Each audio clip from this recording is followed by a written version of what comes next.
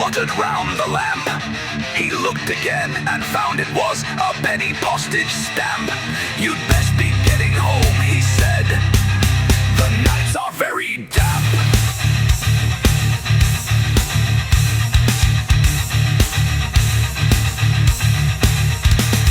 He thought he saw a garden door that opened with a key. He looked again and found it was a double rule of three. And all its mystery, he said, is clear as day to me.